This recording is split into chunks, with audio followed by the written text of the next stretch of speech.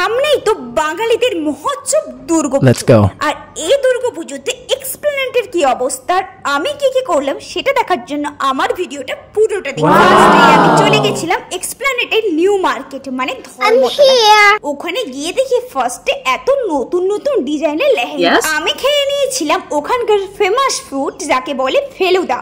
সত্যি কথা বলতে এই খাবারটা আমি ফার্স্ট টাইম ট্রাই করলাম, জাস্ট ওয়াও ছিল। তারপরে দেখি এত রকমের ব্যাগের নতুন নতুন কালেকশন।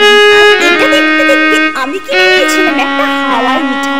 তারপরে ভাবলাম জামা কাপড় ব্যাগের কত কালেকশন দেখলাম, এবার আমি যাই ইন্ডিয়ান মিউজিয়ামে। ইন্ডিয়ান মিউজিয়ামে যারা যারা আসতে চাও তাদেরকে বলছি বিকেলে ভুল করেও এসো না আমাদের মতো, আর এন্ট্রি করতে পারবে না। এসপ্ল্যানেডের বাইরের জায়গাগুলো তো দেখা হলো, এবার ভাবলাম শপিং মলের কালেকশনগুলো কি কি দেখা যাক।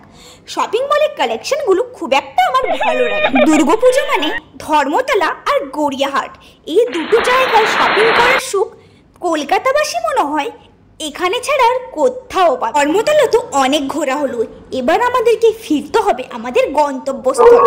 তাই রাতের ধর্মতলা তোমাদেরকে দেখাতে দেখাতে আমি চললাম শ্রীলেদার্স, কারণ আমি মেনলি এসেছিলাম শ্রীলেদার্স থেকে জুতো কিনবো বলে।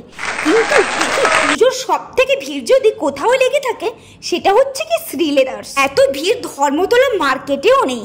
ঘামে আমার অবস্থাটা তোমরা দেখতেই। তোমরা কিন্তু পুজোর শপিং কোথায় করছো সেটা কিন্তু অবশ্যই আমাকে কমেন্ট করে জানিও। আর কাদের কাদের পুজোর জামা নেওয়া 3 মাস আগে থেকে কমপ্লিট হয়ে গেছে সেটাও কিন্তু জানিও। এখনকার মতো টাটা।